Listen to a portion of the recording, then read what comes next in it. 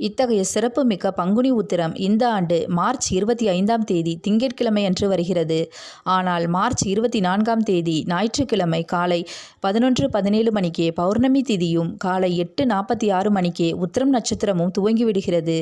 March 25ஆம் தேதி பகல் 1:16 வரை பௌர்ணமி திதியும் காலை 11:19 மணி வரை உத்திரம் நட்சத்திரமும் உள்ளது.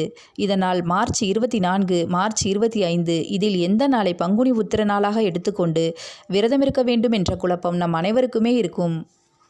பௌர்ணமி திதியும் உத்திரம் நட்சத்திரமும் மார்ச் 24ஆம் தேதியே துவங்கி இருந்தாலும் அன்று காலை சூரிய உதய நேரத்திற்கு பிறகே இரண்டும் துவங்குகின்றன. ஆனால் பஞ்சாங்க சாஸ்திரப்படி ஒரு நாளின் சூரிய உதய நேரத்தின் போது என்ன திதி நட்சத்திரம் உள்ளதோ அதுவே அந்த நாளுக்கான திதி மற்றும் நட்சத்திரமாக கணக்கில் எடுத்துக்கொள்ள வேண்டும். அந்த வகையில் மார்ச் 25ஆம் தேதி சூரிய உதய நேரத்தின் போதுதான் பௌர்ணமி திதியும் உத்திரம் நட்சத்திரமும் உள்ளன.